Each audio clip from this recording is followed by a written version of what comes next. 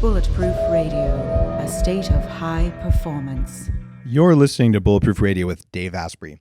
Today's cool fact of the day is that, well, eating a lot of fiber could improve some cancer treatments. One of the problems that's happening in ketosis right now is people make this mistake.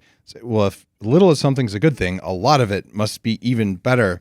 And if you do what I did years ago when I was developing the Bulletproof diet and you go on the no fiber kind of keto diet because you're eating just mostly fat and some meat, bad stuff happens to your gut bacteria, which I wrote about in a couple of my books. Some new research, though, shows that high fiber diets, and by the way, that doesn't mean high grain and things like that. You can get fiber from your vegetables, you can get fiber from different sources, but high fiber diets change gut microbes to make immune therapies more effective. And interestingly, they found that taking probiotics could do the opposite. It doesn't mean they will. It's obviously dependent on what probiotics you'd be taking and what you already have in your gut. The research comes out of MD Anderson Cancer Center. In other words, feed more of what you got instead of adding other stuff in, which is a core thing that I definitely recommend from a bulletproof perspective. Having enough fiber in your diet will cause the stuff your body needs to grow. It's kind of self-regulating. Researchers looked at people with melanoma, kind of skin cancer, who were getting a kind of immune therapy called PD-1 blockade. And the people who ate a high fiber diet were 5 times as likely to have the therapy halt the growth or shrink their tumors versus people who ate diets low in fiber. The researchers, after looking at a lot of data, including what's actually growing in poop, figured out that the people who had the highest amount of fiber had more of the kind of bacteria that were associated with response to immune therapy. And they got the effects of the therapy. People who ate a lot of processed meat or excess sugar had fewer of those bacteria, and they were more likely to grow despite the treatment. But when people took probiotics, pills, or even food supplements that are supposed to have helpful bacteria, those bacteria crowded out the bacteria that the body needed for the immune therapy. So it's not necessarily that they're bad for you, but that you want to make sure that the probiotics you're taking are good for you. And in this case, 40% of the patients said they were taking probiotics, and they had lower diversity of gut microbes than people who didn't take them. So score 1 for prebiotics, and I wouldn't say score -1 for probiotics, but maybe if you do both at the same time, you'll see some interesting stuff happen.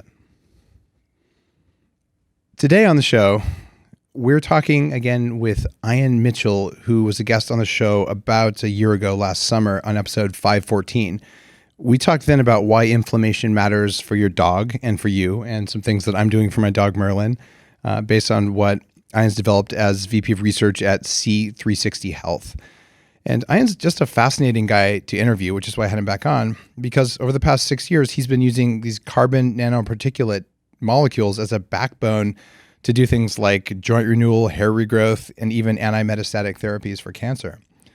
And he has a background of doing actual real drug development for big companies and is looking at how we use this compound in order to do all sorts of good stuff in the human body.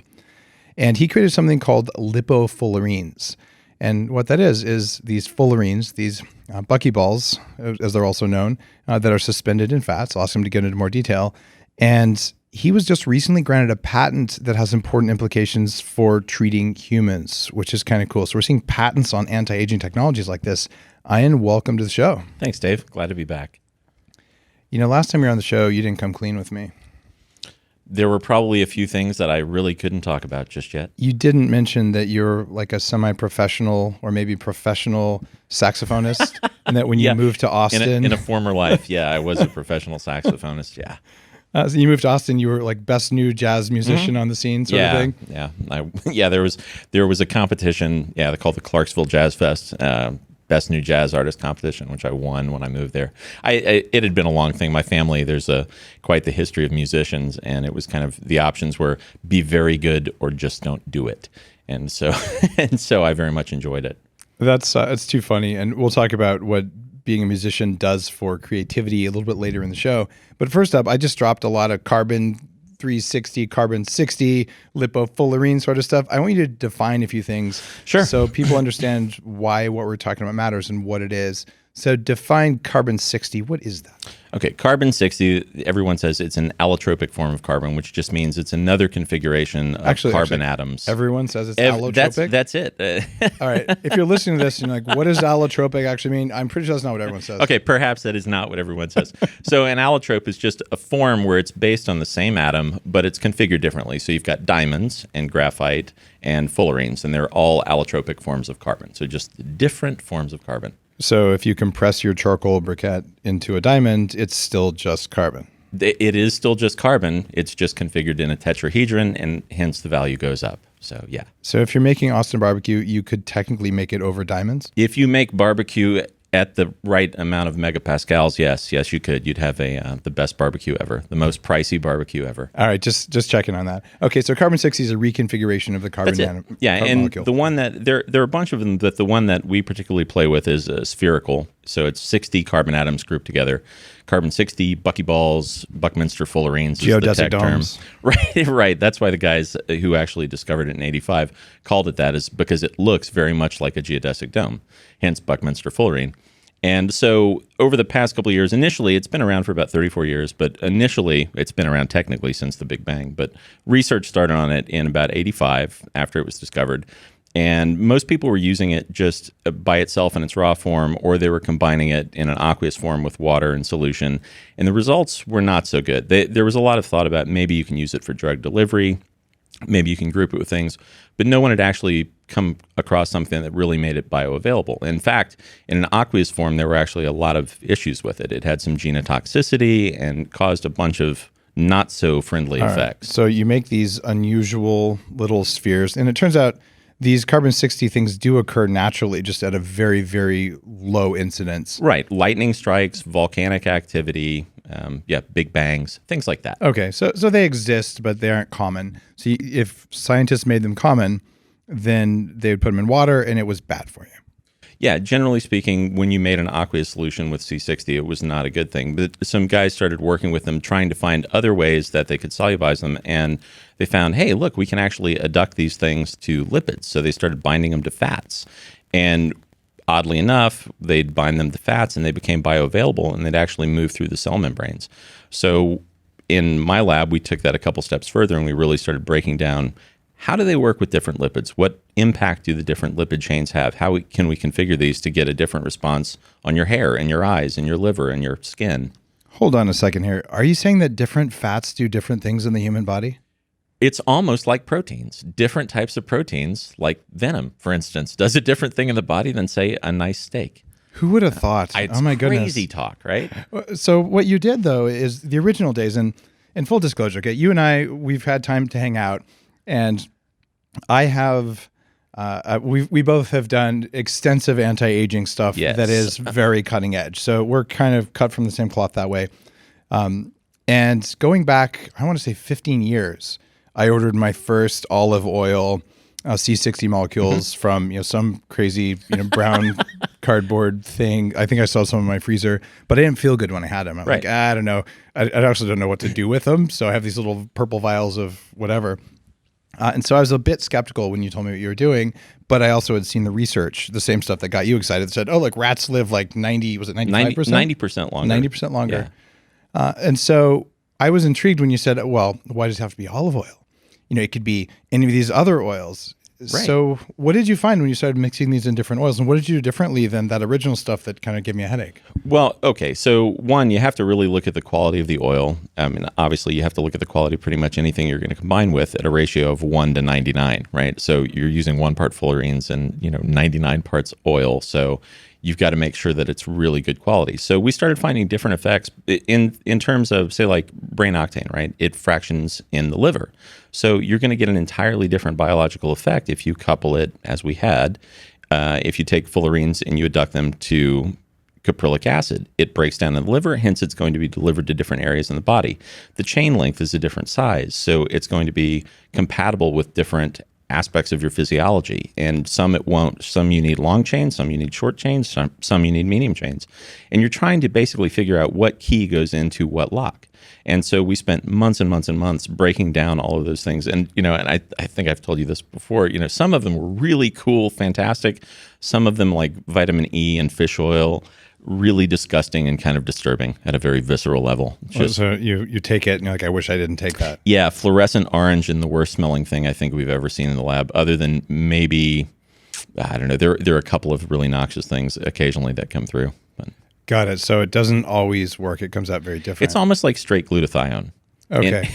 So if you're a longtime listener and you tried the original glutathione force that came in a syringe, it was sort of this weird banana-ish flavor with a strong sulfur under and over note, but it worked really well. And since then, we've managed to get into a powdered liposome in a capsule, which is the modern version, which is much more civilized. But that potent sulfur is what pure glutathione smells like. It's nasty. So you were having problems because you were getting these fullerenes, putting them in different oils and trying to figure out where can you direct them in the body using the oils, but some of them tasted crappy. Couldn't you just put the crappy tasting stuff in a capsule and just take it? Yeah, actually you could, but you can elicit a certain response from LipoFullerenes, which is the term. And there is a big difference because like I said, with aqueous C60 or C60 and other forms, it's not the same as a lipofullerene. A lipofullerene functions differently. It's bioavailable. It moves through cell membrane. So yeah, we could have put it in a capsule, but that was just part of the process. We were taking it many, many steps further. We were looking at what happens if we couple this with proteolytic enzymes? What happens if we couple this with different amino acids and different tetrapeptide groups? And that's the first patent we had issued was about peptide group combinations because we were able to elicit a whole host of different responses. And the patent office, rebuffed it initially, and then we had to go back with more documentation and testing and verify everything. And according to my notes here, and my notes are pretty good because I'm, an advisor to your company, an investor in your company. Like I really believe in this stuff because I've seen what it did both for my dog and for me. So, just you're listening to this, I believe in this a lot. But you found in your university tests that your formula for dogs had a 223% increase in effectiveness for reducing inflammation. Yeah. A cytokine called IL-6. And if you guys have read Headstrong and all, it's one of the big inflammatory compounds in the body. So you were knocking this thing down really strongly with this unusual form of carbon that no one had ever heard of. Yeah, and there was a precipitous drop in the span of about 2 hours. It just cratered the cytokine levels. And you got this patented now, which is a good thing. And a lot of times these anti-aging compounds, new nutritional substances like that, they either aren't patentable or no one knows how to do it or no one is willing to do the hard work. But because you've worked in actual drug development for big pharma, you understand that whole process. So you got the patent issued and it's now in a good place. Yeah, that was the precursor to the patent that we were just granted the notice of allowance on, which means that it'll publish here in the next couple of months. And that was really the basis for that because we looked at the effect we were having on IL-6 and IL-8 and what the implications of that were. And they were surprisingly profound because we did, and I've told you this, we did a test with mice to basically look for inflammatory markers and see what effect we could have, but we used P53 knockout mice, which are tumor rats. And so, the tumor, they were actually rats. So the tumor rats, they develop Wouldn't spontaneous. That be a good name for like a punk band? Yeah, incidentally, yes, the name of my new punk band, the Tumor Rats. Sorry. So yeah, they always die of idiopathic tumors. That's what they're designed for. They have a really defined mortality curve, and that was one of the other things that jumped out at us is they live 93% longer than they were supposed to, and after using your stuff. Yeah, using our stuff. Yeah, and which one was it? Was this on just the normal olive this oil? This was our normal formula that was the basis for Companion 60, Revive and Rejuvenate, so which are the human lipofullerene that was patented. Yeah, okay. It's the lipofullerene that was patented. So it's the human variety is Revive and Rejuvenate. 93% life extension. 93%. Yeah, that was enough to raise our heads. Does it work on normal non-tumor rats? Just stinking rats, maybe? It would be great. Yeah, I wouldn't leave it around the kitchen because you'll never get rid of them. Yeah, so I left out this oil and this cheese. Yeah. Okay, so it's working in animals that don't normally die of cancer because you could say, well, it worked because it stopped the cancer progression. They just lived longer because they were destined to die early. Well, that was the oddball thing is so of the rats that we tested, I did the necropsy on the first one and I found one tumor, but usually they develop tumors all over their body. It's a bit disturbing, but in this particular rat, it had one tumor. But that wasn't the cause of death, not even close. It was a reasonably small tumor. It had died of femoral hemorrhage. And so I thought, well, maybe I'm just missing it because I know that they're supposed to die of tumors. So the next rats that came out, we sent out to a veterinary pathologist to do full histopathology and cellular analysis. And all of the rats came back. 2 were inconclusive, and then the other 3 had no incidence of cancer. They died of old age. And so it had entirely stopped in rats that are designed to die of tumors with no tumor suppressor gene, that didn't have a nascent immune system, or it was just bizarre. That's kind of a big deal. It was kind of a big deal. It really did raise some red flags with us in terms of, we need to pay attention to this, and in short order. So we took that data, and we continue to develop the idea of going forward with Companion 60 and Revive and Rejuvenate, and doing all the things so we could get it out to animals and to people. But not for cancer specifically, just not for enhancement. Cancer specifically, right, just for enhancement. But the byproduct of that, I mean, it's really great, like, the holy grail of fixing cancer and doing something like that. It's a little bit off base, because wouldn't it be better to actually prevent it? I mean, in a perfect world, we're spending a tremendous amount of effort trying to, take the hill and plant the flag at the top saying, look, we've solved it. Well, really solving it means you stop it from ever happening. And that's really what we're trying to do. I mean, internally, we have, as we've been granted the patent on recently, we've developed something that does, in fact, entirely inhibit metastatic behavior of cancer. That's pretty cool. Now, is this a drug or a supplement? It ultimately will have to become a drug, I'm sure. But for the uses that we're using it, it's all generally regarded as safe compounds. It could potentially be just treated as a supplement. And the cost is insanely low. So I'm sure I'm not going to make a ton of friends by virtue of that. So the name of your patent made me happy. It was Cellular Enhancements in Biological Systems through the use of lipofullerene and peptide group combinations. But cellular enhancements? Is this like male enhancement? No, but we make the cells bigger. Yeah, the hematocrit volume changes. Yeah. I love geek jokes. Oh my God, you're making me happy. The idea though of cellular enhancements, that is what was in Headstrong. And that's the whole essence of biohacking. If you want resilience, make your cells work better. Like, you can have a crappy little motor in your car that has exhaust coming out the exhaust pipe and doesn't make much power, or you can have a really solid power plant that's highly efficient, highly effective. And when I read cellular enhancements, that's how I interpret that. Is that a good way of looking at it? So spot on. Yeah. So in terms of, focusing on the idea of abnormal cells and cancer, right? Cancer has to do a couple of things in order to proliferate and spread. So it has to do this kind of oddball thing where it downregulates mitochondrial function. And it has to simultaneously keep the electron transport chain in a state where it's producing some, can't produce as much, so your ATP levels drop. The cells are damaged. But simultaneously, it has to make the mitochondria amp up reactive oxygen species production. So it's making them hurt themselves. And when you do that, simultaneously having inflammation, IL-6 and IL-8 markers, they start spreading. And Johns Hopkins put a paper out, I believe in 2017, on IL-6 and IL-8 paracrine signaling. And that's exactly what it says, is, they hit a certain mass and the inflammatory markers go up, and it sends out a messenger and says, spread. And that's what it does. But it's not just cancer. These inflammatory markers happen when you eat French fries. Yes. They happen when you have autoimmunity. They happen when you smoke a cigarette. So, I mean, cancer is a nice thing to take out, but it seems like if you're taking out inflammation from poor choices, given that humans are masters of poor choices, I mean, is this a potential license for me to start smoking and eating French fries again? No, one of the people that works in our lab. By the way, I've never smoked. Just because smoking is disgusting, I don't want to start. But anyway, it's a viable point though, because if you make too many things too easy, people suddenly think that they can just make bad choices. And to be clear, coming up with a serum that inhibits metastatic behavior is a component, but it's only a component because you have to have the dietary setup exactly dialed in. That's actually, we've been doing trials in dogs. Initially we did the studies in rats and mice, and then we moved to dogs. And the trials in dogs work really well in a controlled environment. When it moves out into an environment where people are involved, they far too often want to give their sick dog a treat.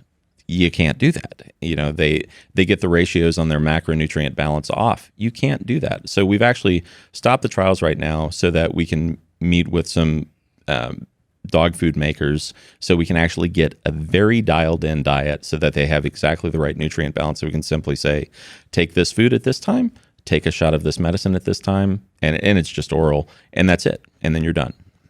Wow. That's pretty remarkable. What got me interested is I don't have high risk of cancer that I'm aware of or anything like that. It's one of the big 4 things that's likely to kill any of us statistically.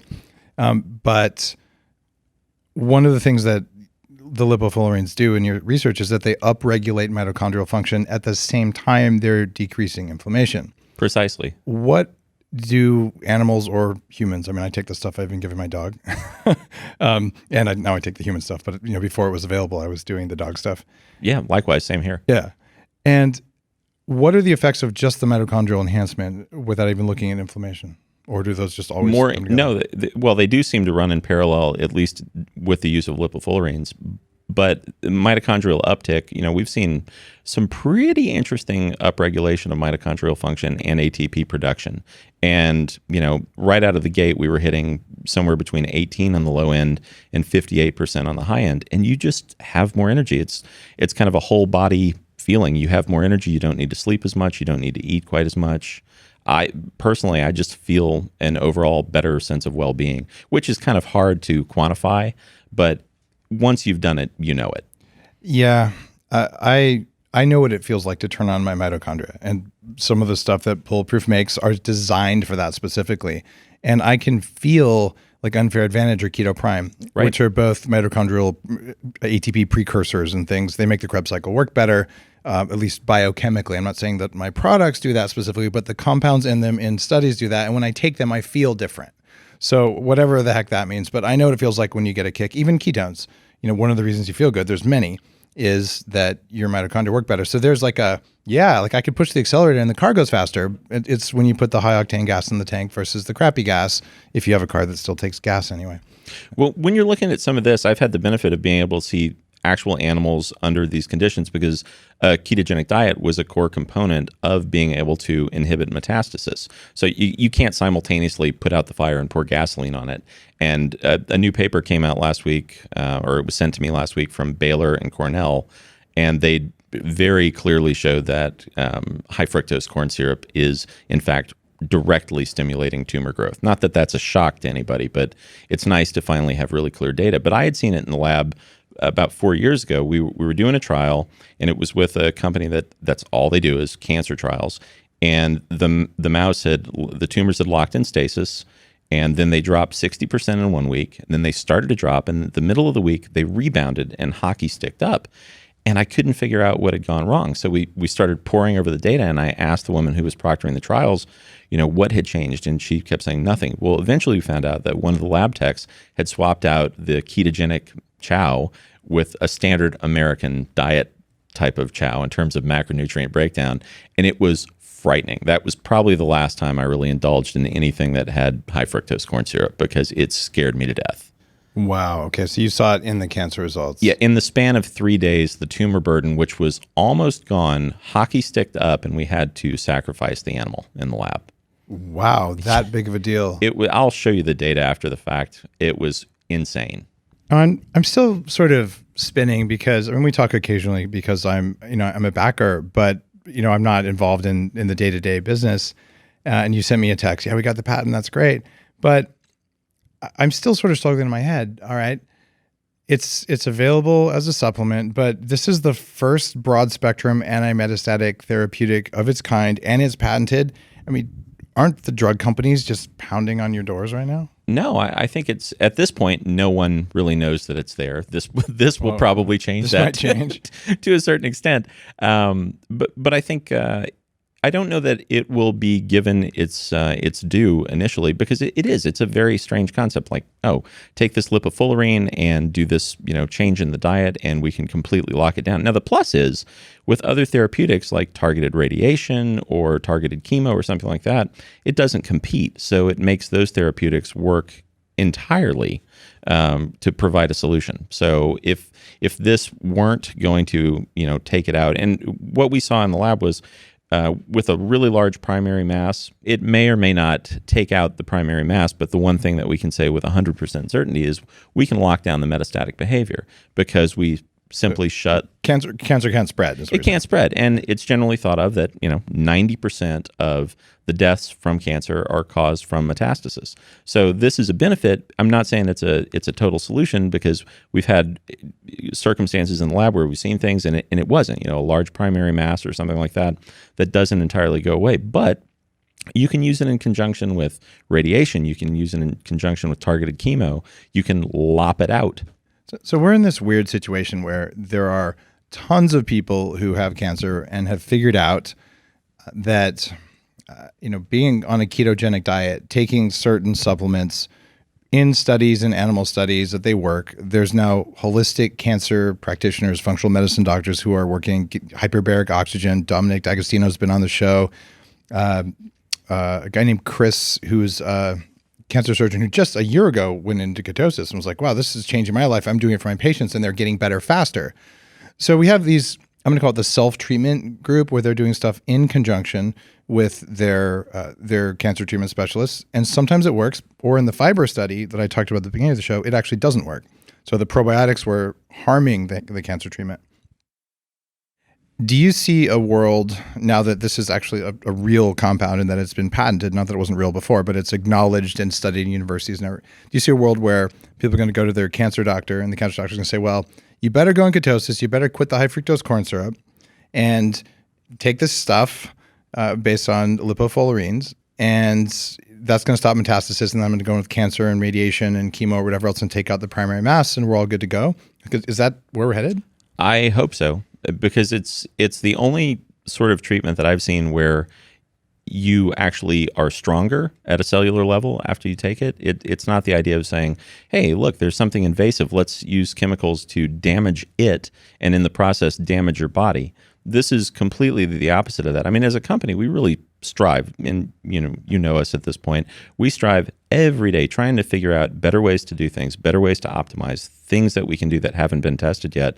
And I do hope that at some point in the very near future, people can go to their oncologist and say, hey, we need to handle this. And this is kind of like a pause button, really. The idea that you can inhibit metastasis, it may not cure anything, but in some cases it will. But in some cases, if it doesn't, it's at least a pause button. So you know that it's not going to run rampant throughout your system. And also, there are, I probably can think of well over 250 different types of cancer. And this has only been tested on about 20, but it's been tested on the broad spectrum things that everyone worries about. And we've done it in canines with hemangiosarcoma, which is generally, that's the worst type of canine cancer. So Ayan, in the US, supplements aren't allowed to treat cancer or actually treat anything else. Or make any claims of anything, right? Exactly. Other than cellular enhancement, which actually, okay, if you make a cell work better, that's fantastic, right? You can do that because unenhanced cells is not a medical condition. So what we're talking about here is people, I'm sure you're going to get a slew of phone calls after this, people saying, I have a friend with cancer, whatever, like, how do I get my hands on this stuff? How does that all work out? Well, for right now, it doesn't. I mean, there's a lot more trial, like I was alluding to so with the diet. You're not selling the specific cancer compound? We're not selling a specific cancer compound right now. But you have LipoFullerenes, which are for humans and animals for cellular enhancement. Right. And we do are those have that. Different than the cancer stuff? They are, because we used a targeting molecule. And when the patent comes out, the big benefit of having the patent come out now is that we can actually refer to what we've done. So we used a targeting molecule, which is a sugar. And when you bind the sugar, the cancer, there are 20. Cancer loves sugar, right? It does. There are 21 different C6H1206, items with that molecular formula. And specifically this, I used one of the keto hexoses, and specifically fructose, because out of, you drop all 21 in front of a cancer, and it's always going to roll to that. So cancer will always eat fructose first. Cancer loves fructose. Do you want a glass of orange juice? Yeah, sure. As long as it's super high fiber and low sugar. Yeah. Yeah, it's not to freak out about it, because that's fruits and things like that, they're fine, but they're digested differently. It breaks down differently, and they come in with that fiber that was there at the beginning as well. Exactly. But the straight up juice or just the isolated high fructose corn syrup. I just carry a pack of raw sugar around with me. And no, you don't. No, I actually in the lab, I walked in and we had bags of fructose hanging out, and I noticed one of the guys using it to sweeten his coffee, and and very, very plainly explained to him, this is perhaps not a good idea because the reason this is actually in the lab is because it stimulates cancer cell growth. Doesn't the American Pro-Diabetes Association, I think I got their name right. I'm pretty sure that's it. Don't they still recommend fructose as a sweetener? I think it's on the pamphlet, Living with Diabetes and Perpetuating Its Cycle. Yeah, I'm pretty sure. I think I may have nailed the name of the pamphlet. Oh my God, that was dark. And Perpetuating Its Cycle. But the argument there is that fructose raises your blood sugar much less than normal sugar, sucrose or glucose. So you might as well use it. And I remember when I was fat and I was just first getting into controlling my diet, I bought some fructose online and I used it. I'm like, God, I feel like crap on this stuff. It wasn't high fructose corn syrup. It was just, granulated fructose. But it didn't feel right. And I was, how about I'll use xylitol? I like that better. And when you look at the science on what fructose does for fatty liver, what it does for advanced glycation end product formation, basically the browning of your arteries, damaging cholesterol, oxidized cholesterol, there's so many arguments for just ditching that crap. But it's actually very much a hacker perspective. Say, if cancer loves it, let me just put it on one of these carbon-60 molecules, and here go cancer, eat up. Yeah, I jokingly call it the cupcake of doom. because it does its thing, but it's taken a long time to even get to the point where we can bring this out and talk about it. I feel incredibly happy that we're getting to finally talk about it because of the patent. So now and I want to beat the drum and say, hey, you may want to steer clear of high fructose corn syrup. Just saying. All right, so that advice is out there and very solid in this episode and in many others. So if you're drinking something with bubbles and corn syrup right now, maybe you ought to not do that. But I know right now, I have friends with cancer. We all have friends with cancer right now. It's rampant. They're all going, oh my God, like I need this stuff right now. And it's not available. So how soon do you think this is going to make it through? I'm assuming full drug trials. Is that the direction this is going? Depending on how we approach it, which is as of yet to be determined, full drug trials at best will take 10 years. And you might be dead before then if you have cancer. That's quite possible. So I would do the first thing, and when I have family members and friends call me that do have cancer, the first thing I tell them is go on a ketogenic diet. Absolutely, don't pass go, don't collect $200, go on a ketogenic diet. And that's still kind of, I think that's because I know it's a component of being able to stop it entirely. That's the kind of the zenith, that's the apex of the whole thing is get on a keto diet. Just stop feeding the problem. Well, there's something else that I would recommend, in fact, that I do recommend when people call me about that sort of stuff. I'm like, talk to your cancer doctor, make sure you actually know what you have. Don't do anything that they don't know about because they're working with you on this stuff. And then you go on a keto diet because the evidence is in. Hyperbaric oxygen for most cancers, the evidence is in. Mm-hmm. And Dominic, when he was on the show, we talked in great detail about that. But the third thing is, you know what? You must have enough fiber to feed healthy gut bacteria because they're a part of the cancer equation. And Bulletproof is just launching something I've been working on for the last, almost 2 years, which is a different blend of different kinds of prebiotic fibers.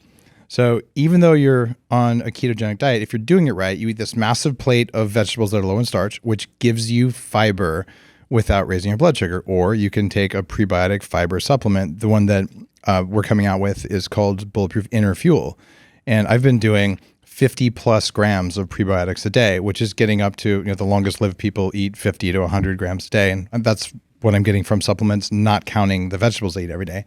And one of the reasons I believe that I've dropped my body fat over the last year and a half is that I've been taking this stuff every day as part of, testing out all the different formulas. And certainly my digestion works better, and my gut bacteria count went from 48 before I started doing this, 48 different species on a Viome test, all the way up to 196 species. Wow. And this is without regular use of probiotics. I occasionally take one of the many different probiotics that are available in my home, but they aren't like a daily thing. So I know that my count's going up, and only one species in my gut that's tested is from a probiotic, like a commercial blend that can be identified. The rest of them are whatever was growing in there because I'm eating enough fiber finally. So ketosis is usually a low fiber diet, which messes you up, especially if you're dealing with cancer. So somehow you got to get your fiber in. But if you go that, I'll just eat a whole bunch of toast, even if it's whole grain toast, that's probably not going to be the cancer outcome you want either. So we have this damned if you do, damned if you don't. And it seems like the holy grail would be have ketones present, have extra oxygen present, and have something to feed your gut bacteria properly.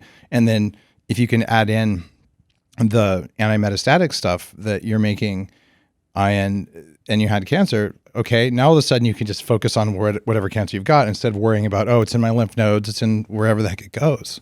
Yeah, that's kind of the idea. And I definitely want you to hook me up with some of that. I will start using that on the daily. Inner fuel is coming your way. Fantastic. And by the way, I have no implication there that inner fuel has anything to do with cancer.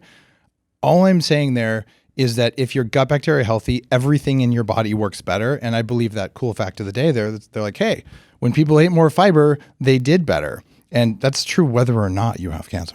Yeah, I would say 100%. I mean, I suck down vegetables at an alarming rate for that very reason. Yeah. And it would be fantastic if I could kind of shortcut that process a little bit, as I am prone to do. Well, the other thing is we're both traveling. We're recording this live right now at the 6th annual biohacking conference. The first one was 6 years ago with 100 people, and we're looking at more than 1,000 people.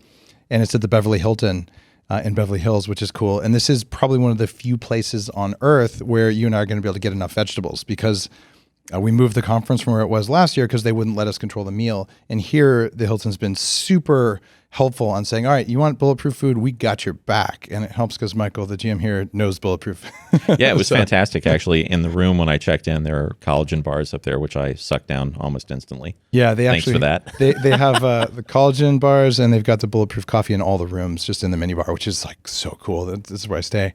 But otherwise, though, when you're on the road, you go to a restaurant, like I'd like a plate of vegetables, and here's $1,000, and you still get 3 spears of asparagus. It doesn't matter what you do. You cannot get enough vegetables when you travel. It drives me insane. Yeah, I'm a vegetarian, and which is a little bit of a trick when you're trying to be a vegetarian and stay in keto. Did you eat a collagen bar?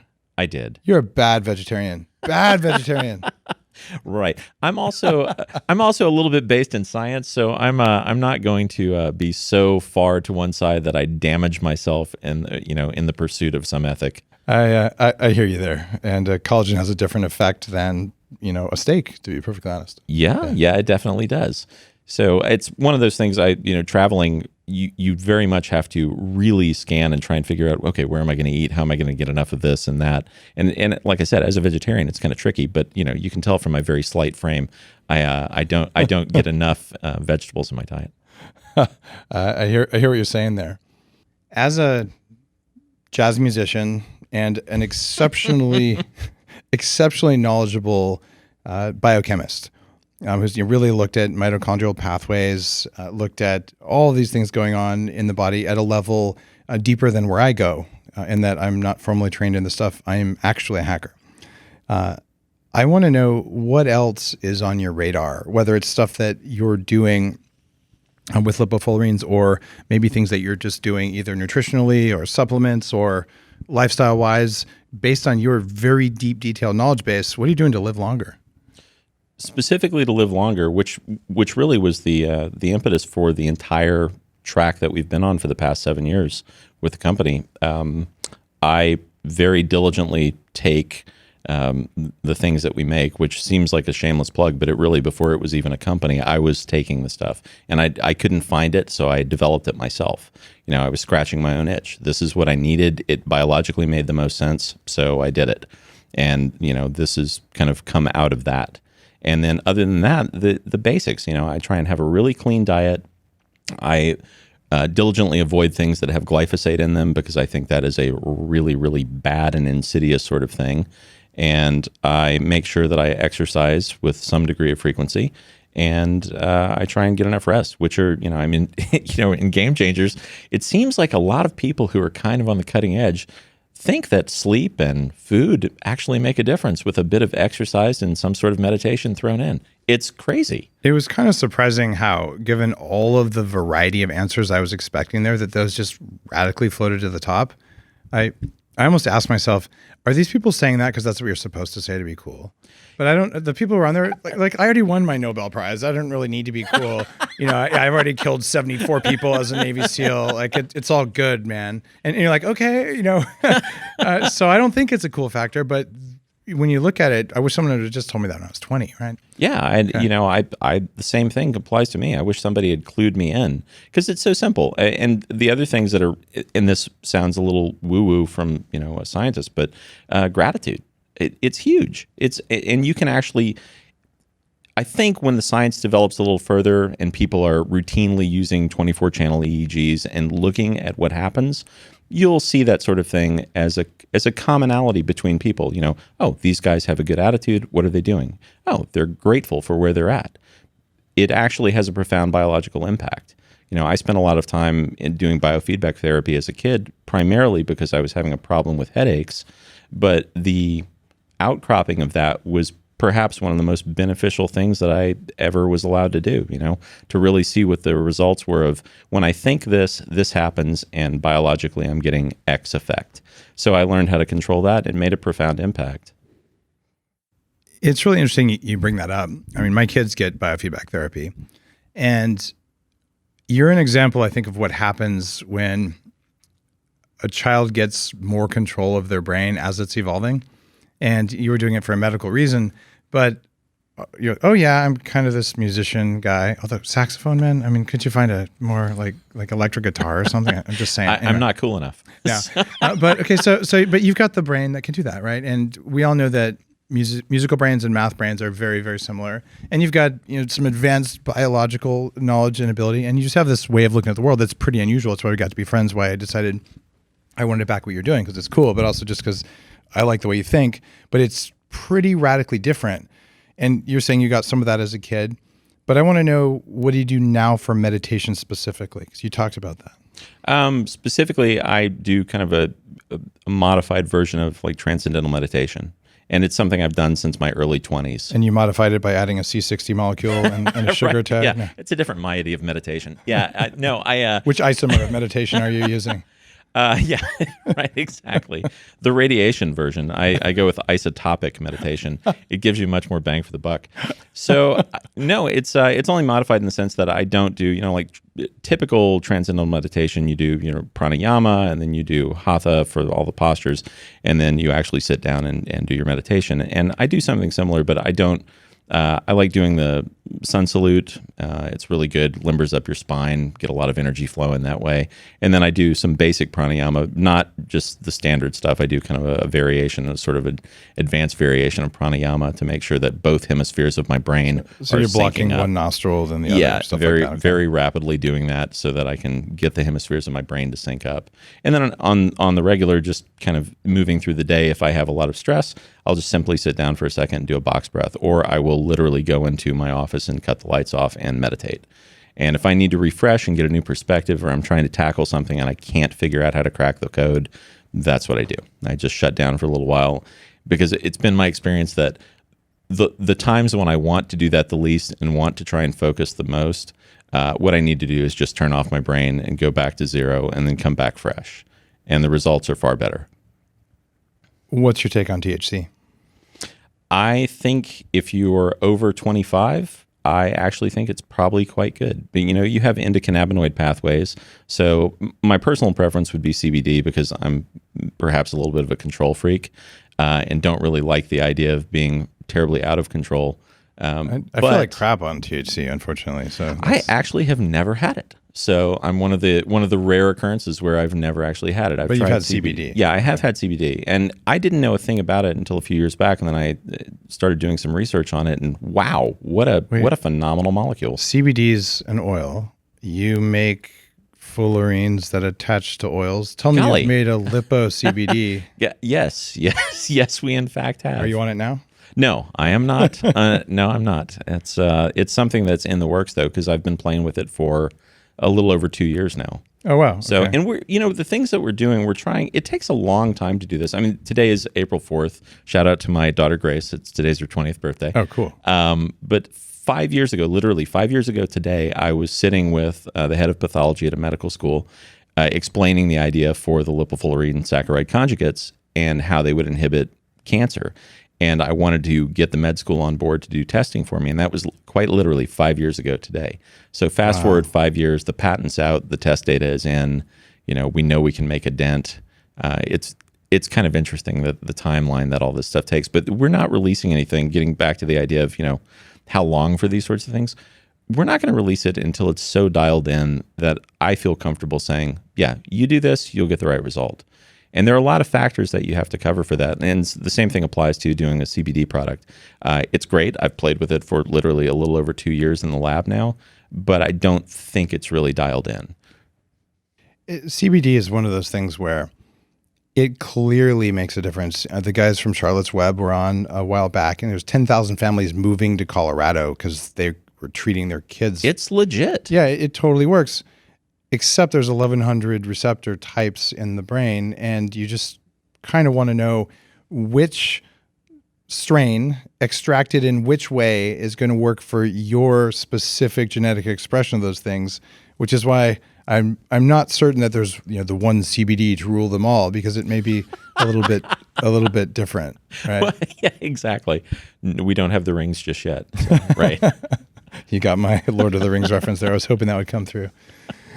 So you're not a regular CBD user, and You've never tried THC? Nope. Why not? Again, part of the meditation focus for me is it's about clarity. And there are certain states that I like to be in and different responses that I can elicit that are, probably a little bit outside of the norm. But I don't find myself being able to do those when I do anything that really takes me off center. I don't drink. I don't do any drugs. I'm probably a little bit too much of a Boy Scout. But I like the responses that I can elicit just by virtue of being in the right state. And a lot of the puzzles that I'm really trying to solve, this is where we're at right now. And this was a good puzzle, aging, then cancer, and then there are a few other things on the board. And I really think it happened in that order because the things that I want to contribute to, I have 4 kids and I'd like to leave the world a better place than I found it. It's going to take a lot of effort and a fair amount of time. So, your idea of living to at least 180, I'm right there with you. Because if I'm going to hit the marks for what I really think are going to make it viable for me to say, yeah, good job, that one went well, it's going to take a lot of time. So hence aging was the first thing to look at. So you're with me to 180 or more? I'm there. What do you think is actually possible? Based on the stuff that I've seen, probably 300 to 400 years, maybe a little bit more. Right on. The first guest ever to have a bigger number than me. Which I know, I'm sure I'll probably get panned again at the lab for saying it, but based on the things that I've seen, yeah, 300 to 400 seems totally plausible. If you combine nanoparticulate enhanced stem cells with a consistent regimen of, the stuff like the Revive thing that I suck down all the time. Nanoparticulate, you're going to put lipo-fullerenes in stem cells? Yeah, I've been Where playing. do I get that? I've been playing with it for a bit now. So you've been holding back. I'm always trying to man. work on something. So my God. As soon as it's ready, I think that the best thing that's going to come down the pike will be the energy things that we're working on to, And you can't talk about those yet, though, can't right? quite talk about it yet, but it's something that I think everybody will benefit from, because when you have more energy and you're in a happier space, everything functions properly. That's another world-changing thing you're working on for sure. I wish we could share some advanced stuff on that one, but at a later date. Yeah, at a later date, we'll have another show about that. But you're doing stuff, Ayan, that is world-changing. You're approaching it just from a very different mindset, a different mind state versus that's how we've always done it. And I think it's really it's really paying off, and you're able to do these things that aren't supposed to be possible. And the traditional science approach is that can't happen, therefore it isn't. And you're saying, but look at my rats, they just live 90-something% longer. I'm pretty sure that they did, and I'm pretty sure when I sent them out to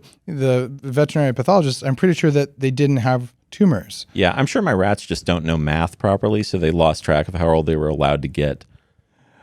So I would say the big question then is, now that we've already kind of handled the end of the show question about how long you're going to live, what do you say to the people who say what you're doing isn't possible? It's simply not. I mean, if you ask somebody in the 1500s if it would be possible to fly, something that we take for granted, or use a cell phone, it would have seemed implausible. Nikola Tesla in the 1900s, early 1900s, was at the IEEE convention and talked about, being able to talk to people around the world and see images from their perspective, in the blink of an eye. And everyone thought he was absolutely nuts. And, fast forward 100 years, give or take a few years, and we do it every day. It's commonplace and it's been accepted. And I just think in time, this will all be kind of the standard that everyone uses.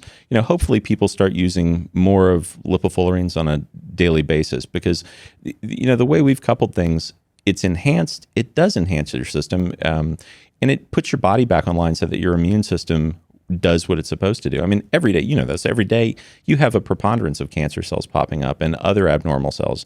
Your immune system is generally in a state that it can alleviate that and take care of it and knock it out of your system. It's only when your mitochondria get dysregulated and you don't have enough energy at a cellular level to combat the things that are assailing us that you start to hit that tipping point where you fall to one side or the other. And so for me, I'm going to continue taking the products that I'm taking, and I'm going to continue doing research, because I know that there are certain acute things like joints that are going to break down over wear. That's why I'm working on the nanoparticulate enhanced stem cells, is because I don't really want those to be an issue when I'm 180. If I'm going to make it that long, I better do something the right way. Well, keep doing what you're doing, Ayan. You're with your company is C360 Health. What's the URL? People can find out more about the LipoFullerenes. This is not the anti-cancer stuff, which is still in trials and all this stuff, but the stuff for cellular enhancement. C360health.com. All right. Ayan, thanks for doing all the stuff you're doing, man. My pleasure, Keep it Dave. up. I love working with you. I love picking your brain, and thanks for sharing all the stuff that you do that's outside of the norm, and also outside of the stuff you're making on the show today. Thanks, Dave. If you like today's show, you know what to do. Decide you're going to live to at least 180 and just beat me. That would be fantastic. And if you decide not to do that yet today, you could leave a review for the show. Go to bulletproof.com/iTunes, express some gratitude, leave a 5-star review if you believe we've earned it today. I really appreciate that. Have a fantastic day.